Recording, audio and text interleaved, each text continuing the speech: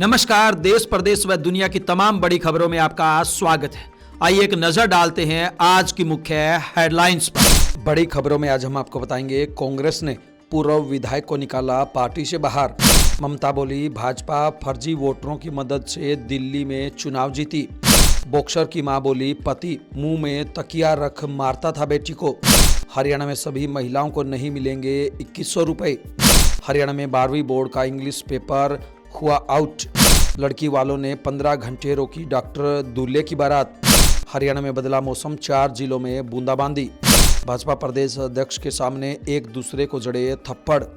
बेटी से जबरदस्ती शारीरिक संबंध बनाने के समझौता करने पर मां बाप को किया गिरफ्तार। हरियाणा निकाय चुनाव से गायब चौटाला परिवार। अब देखिए खबरें विस्तार से। बड़ी खबरों में आइए सबसे पहले बात करते हैं कांग्रेस पूर्व विधायक को बाहर निकालने की। जी हां, हरियाणा में निकाय चुनाव के बीच कांग्रेस ने फरीदाबाद और गुरुग्राम के 5 नेताओं को पार्टी से निष्कासित कर दिया है। इनमें पटौदी से पूर्व विधायक रामबीर सिंह भी शामिल है। पूर्व विधायक रामबीर सिंह हरियाणा शिक्षा बोर्ड के पूर्व चेयरमैन भी रह चुके हैं। उन्होंने 15 फरवरी को कांग्रेस पार्टी से इस्तीफा दे दिया था। विधानसभा चुनाव में वह अपनी बहू के लिए टिकट मांग रहे थे, लेकिन पार्टी ने पल चौधरी को मैदान में उतारा था। पश्चिम बंगाल की मुख्यमंत्री ममता बनर्जी ने कोलकाता में कहा, भाजपा ने दिल्ली और महाराष्ट्र विधानसभा चुनाव फर्जी वोटों के जरिए जीता। इसमें चुनाव आयोग ने मदद की है। ममता ने कहा, भाजपा नेताओं ने चुनाव आयोग के ऑफिस में बैठकर ऑनलाइन फर्जी मतदाता सूची बनाई है। उन्होंने पश्चिम बंगाल के हर जिले में फर्जी मतदाताओं को जोड़ा है। ज़्यादातर वोटर गुजरात और हरियाणा से हैं। महाराष्ट्र और दिल्ली में विपक्ष इन तथ्यों का पता नहीं लगा पाया। उन्होंने कहा, मैं बंगाल के लोगों से अपील करती हूं कि वे वोटर लिस्ट की जांच करें। किसी भी दिन एनआरसी और सीएए के नाम पर सही वोटर्स के नाम हटाए जा सकते हैं। भाजपा ऐसा करके किसी तरह टीएमसी को हराना चाहती है। ममता ने वोटर लिस्ट की जांच के लिए पार्टी स्तर पर कमेटी भी बनाई है।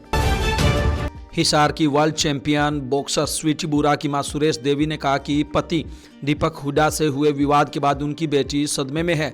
उन्होंने कहा कि दीपक हुड्डा स्वीटी को कमरे के अंदर बंद कर मुंह पर तकिया रखकर सिर पर मुक्के मारता था। जब स्वीटी का दम घुटने लगता तो उसे छोड़ देता, उसके बाद फिर मारपीट करता। वह इस कदर सदमे में है कि घर के अंदर कोई तेज आवाज़ होती है तो वह कांपने लगती है। बता दें कि स्वीटी ने अपने पति व इंडियन कबड्डी टीम के पूर्व कैप्टन दीपक हुड्डा के खिलाफ हिसार में दहेज के लिए प्रताड़ित करने की एफआईआर दर्ज कराई है। इसके अलावा स्वीटी ने कोर्ट में भी तलाक का केस दायर किया है। स्वीटी का कहना है कि शादी में फॉर्च्यूनर देने और 1 करोड़ रुपए खर्च करने के बावजूद उसे दहेज के लिए प्रताड़ित किया गया, जिसके बाद स्वीटी की मां ने मीडिया से बात की। हरियाणा की बीजेपी सरकार प्रदेश की सभी महिलाओं को 2100 रुपये नहीं देगी। यह लाभ सिर्फ आर्थिक रूप से कमजोर महिलाओं को मिलेगा। हालांकि भाजपा ने विधानसभा चुनाव में सभी महिलाओं को यह राशि देने का वायदा किया था। सरकार ने इसे लाडो लक्ष्मी योजना का नाम दिया था। विधानसभा चुनाव में भाजपा ने अपने संकल्प पत्र में 20 अहम वायदे किए थे। इनमें पहला संकल्प इसी योजना का था। सबको 2100 रुपये न देने के फैसले से 25 लाख महिलाओं को झटका लगा है। सरकार के एक वरिष्ठ अधिकारी के मुताबिक सब कुछ सही रहा तो अप्रैल माह से योजना का लाभ मिलने लगेगा। मेजबान पाकिस्तान चैंपियन ट्रॉफी से एक भी मैच जीते बिना बाहर हो गया है। टीम के खराब प्रदर्शन से पाकिस्तान में बवाल मचा है। पाकिस्तान के प्रधानमंत्री शहबाज शरीफ इस मामले की कैबिनेट और संसद में चर्चा करेंगे।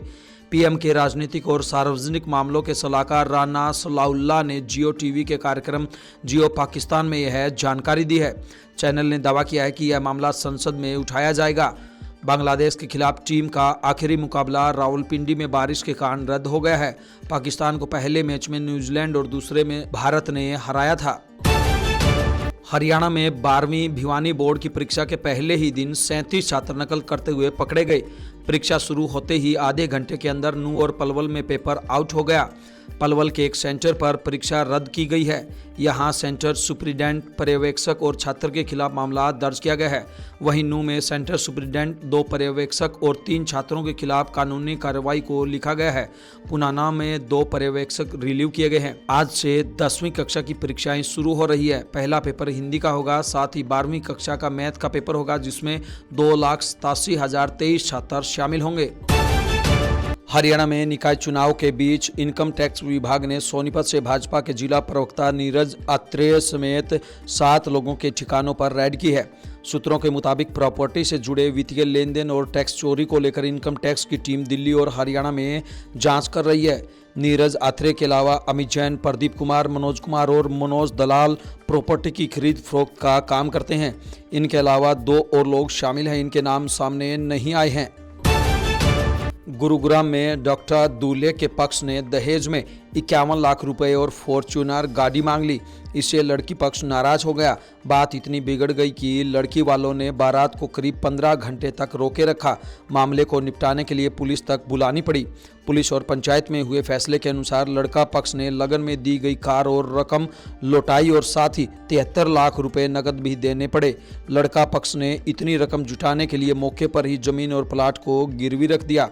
पूरा मामला जुडोला गांव का है। खेड़की दोला थाना पुलिस टीम के समक्ष दोनों पक्षों में लिखित समझौता हुआ। इसके बाद ही बारात में आए लोगों को जाने दिया गया। उधर लड़की पक्ष ने जान माल की सुरक्षा करने की गुहार लगाते हुए थाने में लिखित शिकायत भी दी है।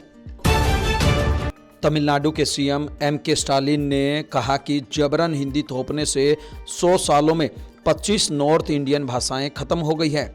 स्टालिन ने एक्स पर पोस्ट करते हुए कहा कि एक अखंड हिंदी पहचान की कोशिश प्राचीन भाषाओं को खत्म कर रही है। उत्तर प्रदेश और बिहार कभी भी हिंदी क्षेत्र नहीं थे, अब उनकी असली भाषाएं अतीत की निशानी बन गई है। स्टालिन ने लिखा, दूसरे राज्यों के मेरे प्रिय बहनों और भाइयों, क्या आपने कभी सोचा है कि हिंदी ने कितनी भारतीय भाषाओं को निगल लिया है? अनेक भाषाएं अब अस्तित्व के लिए हाँफ रही है। वहीं बीजेपी ने स्टालिन के बयान को मूर्खतापूर्ण बताया। स्टालिन ने कहा, हिंदी थोपने का विरोध किया जाएगा क्योंकि हिंदी मुखौटा और संस्कृत छुपा हुआ चेहरा है। द्रविड़ नेता और पूर्व मुख्यमंत्री सीएम अनारुदय ने दशकों पहले 2 भाषा नीति लागू की थी। इसका मकसद यह था कि मौसम विभाग ने हरियाणा में आज बारिश का अलर्ट जारी किया है। सुबह से ही 4 जिलों में रुक रुक कर बूंदाबांदी हो रही है। यहाँ ठंडी और तेज हवाएं भी चल रही है। इन 4 जिलों में पानीपत, जींद, कैथल और सोनीपत शामिल है। इसके अलावा झज्जर और महेंद्रगढ़ में भी हल्की बूंदाबांदी हुई थी। हालांकि अभी बारिश बंद है और आसमान में बादल छाए हुए हैं। मौसम विभाग ने पंचकुला, अंबाला, यमुनानगर, कुरुक्षेत्र, कैथल, करनाल, हिसार, फतेहाबाद, सिरसा, रोहतक, भिवानी और चरखी दादरी में भी हल्की से मध्यम बारिश का अलर्ट जारी किया है। कई जिलों में आंधी और ओलावृष्टि का भी अलर्ट जारी किया गया है। वहीं हिमाचल प्रदेश के लाहौल स्पीति में 2 दिन से हैवी स्नोफॉल हो रहा है। कई क्षेत्रों में 3 फीट से ज़्यादा बर्फबारी हो चुकी है। इससे पूरे जिले का संपर्क कट चुका है। राजस्थान के जयपुर में बीजेपी प्रदेश अध्यक्ष मदन राठौड़ के सामने पार्टी के 2 पदाधिकारी भिड़ गए और एक दूसरे को थप्पड़ जड़ दिए। मौके पर मौजूद अन्य पदाधिकारी और कार्यकर्ताओं ने दोनों को अलग किया। मामले को लेकर अल्पसंख्यक मोर्चा के प्रदेश अध्यक्ष हामिद खान मेवाती ने मोर्चे के महामंत्री जावेद कुरैशी को पद से हटा दिया। घटना उस समय हुई जब भाजपा अल्पसंख्यक मोर्चा की बैठक शुरू होने वाली थी। प्रदेश अध्यक्ष मदन राठौड़ बैठक में पहुंचे थे। अल्पसंख्यक मोर्चे के पूर्व उपाध्यक्ष रहे फरीदुद्दीन जैकी प्रदेश अध्यक्ष को मंच तक लेकर आए। वह मंच पर चढ़ने लगे तो उन्हें मोर्चे के पूर्व महामंत्री जावेद कुरैशी ने रोक दिया। इस पर जैकी ने जावेद को थप्पड़ जड़ दिया। थप्पड़ लगते ही जावेद ने भी जैकी को थप्पड़ मार दिया। उसके बाद दोनों अध्यक्ष के सामने ही भिड़ गए। करीब 30 से 40 सेकंड तक दोनों लड़ते रहे। उसके बाद बीजेपी के अन्य पदाधिकारियों ने दोनों को अलग किया। पानीपत के गांव काबड़ी में एक लड़की का जबरदस्ती अपहरण किया गया और उसके बाद जबरदस्ती शारीरिक संबंध बनाए गए। इस मामले में समझौता करने के लिए लड़की के मां बाप को पुलिस ने गिरफ्तार किया है। आरोपियों के पास से पुलिस ने 2,25,000 रुपये बरामद किए हैं। आरोपियों को पूछताछ के बाद पुलिस ने कोर्ट में पेश किया।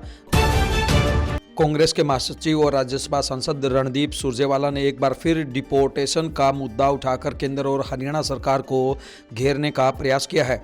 इस बार सुरजेवाला ने अपने निशाने पर लिया है हरियाणा के पूर्व मुख्यमंत्री और मौजूदा केंद्रीय मंत्री मनोहर लाल खट्टर को। सुरजेवाला ने अपने एक बयान में खट्टर को देश व युवा विरोधी बताया है। इस दौरान उन्होंने कहा कि अमेरिका से हथकड़ी लगाकर बेड़ियों में बांधकर जानवरों की तरह जबरन वापस भेजे जा रहे हरियाणा सहित देश के युवाओं के बारे में मोदी सरकार के वरिष्ठ मंत्री व करनाल से सांसद मनोहर लाल खट्टर का बयान अमानवीय है। भाजपा नेताओं के ऐसे बयान हमारे युवाओं के सपनों का अपमान कर मजाक उड़ाते हैं, जो सब कुछ बेचकर रोटी की तलाश में विदेश गए और सब कुछ लुटाकर हथकड़ियों में घर वापस भेजे जा रहे हैं। हरियाणा की पॉलिटिक्स में किसी वक्त दबदबा रखने वाला पूर्व उप प्रधानमंत्री ताऊ देवीलाल का चौटाला परिवार 4 महीने बाद भी विधानसभा में मिली चुनावी हार से उबर नहीं पाया है। कभी लोकसभा विधानसभा से लेकर सरपंच चुनाव तक चौटाला परिवार दखल रखता था, मगर इस बार निकाय चुनाव से चौटाला परिवार पूरी तरह गायब है।